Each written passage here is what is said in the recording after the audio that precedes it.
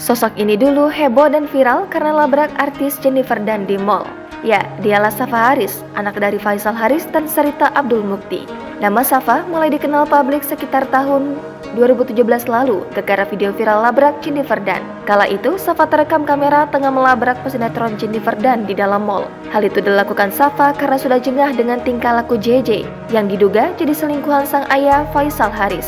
Merasa marah dan emosi, Safa pun tak pikir panjang langsung menghampiri Jennifer Dunn dan mengajaknya bertengkar.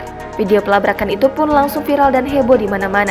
Sampai akhirnya isu perselingkuhan itu benar-benar membuat rumah tangga orang tua Safa retak.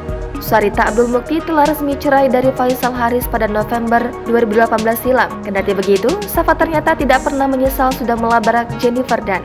Bahkan, meski kini Jennifer sudah jadi ibu tirinya, Safa tetap tidak suka dengan Jennifer Dunn. Lantas bagaimana kabarnya kini? Usai orang tuanya bercerai, Safa lebih memilih tinggal dengan sang ibu, Sarita Abdul Mukti, dan 3 saudaranya. Kini, mereka memulai hidup baru yang tentu jauh berbeda dari sebelumnya. Pada 2020 lalu, Safa Haris memutuskan untuk tak melanjutkan sekolahnya di Indonesia. Safa memilih untuk mencari uang sendiri daripada melanjutkan pendidikannya.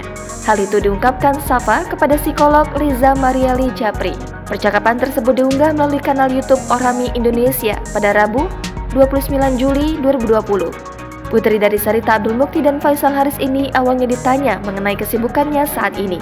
Safa mengatakan, kini sedang tak banyak memiliki kesibukan. Safa menerangkan dirinya tak mengikuti kegiatan belajar mengajar di sekolah. Safa mengaku cukup kesulitan untuk menyesuaikan sistem pendidikan di Indonesia. Semasa di Indonesia, Safa mengaku pernah pindah sekolah hingga 6 kali dalam setahun. Safa mengaku merasa tak nyaman dengan guru yang mengajarnya. Safa mengaku tak suka tata cara belajar di Indonesia yang berbeda dengan di Australia. Dengan alasan tersebut, mantan kekasih Bastian Steele itu memutuskan untuk berhenti sekolah.